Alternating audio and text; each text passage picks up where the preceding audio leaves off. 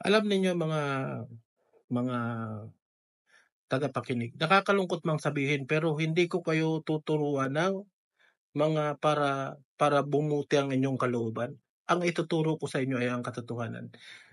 At kahit anong pagsamba mo, kahit anong gawin mo, kahit gaano ka kabuti, kahit ano ang pag-charity mo, kapag wala ka sa loob ng katawan ni Kristo, ikaw ay hindi maliligtas. Yan yung tinatawag sa mga nanga sa labas ay hindi ka maliligtas. Tandaan natin sa Matthew 16:18, si Kristo ay nagtatag ng kanyang iglesia. Sinabi niya sa Matthew 16:18 na itatatag ko ang aking iglesia at ang kaharian ng kamatayan o ng Hades ay hindi magsisipanaig laban dito. Ibig sabihin, hindi siya madadaig ng kamatayan. Spiritual death ang tinutukoy niya. Hindi matatalo, hindi ka mapupunta sa impyerno doon sa spiritual death. Basahin natin sa aklat ng Kolosas 1:18.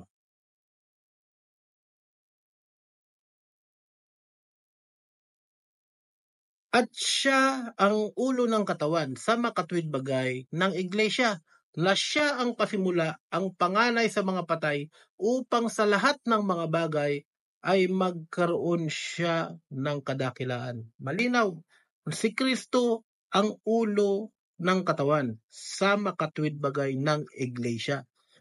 Tandaan lang natin na huwag kayong malilito. Si Kristo ay nagtatag ng kanyang iglesia ni Kristo, kanyang pinagaharian.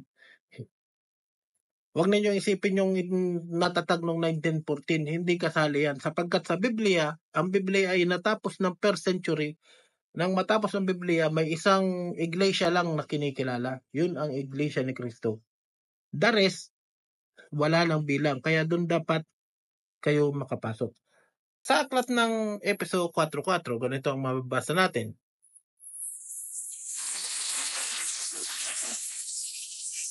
May isang katawan at isang espiritu gaya naman ng pagkatawag sa inyo sa isang pag-asa at pagkatawag sa inyo. Mayroon lang isang katawan.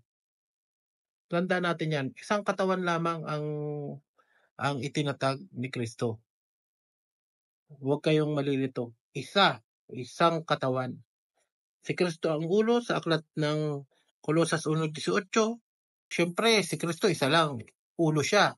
May katawan naman, yung kanyang iglesia. Basahin natin sa aklat ng Efeso 5:23.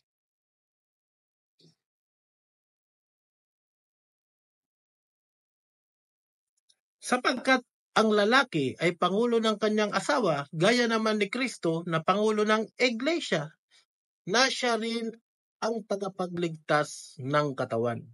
Sana po malinaw po na si Kristo ang tagapagligtas ng nag-iisang katawan, na yun ay ang kanyang itinatag na iglesia sa Matthew 16:18.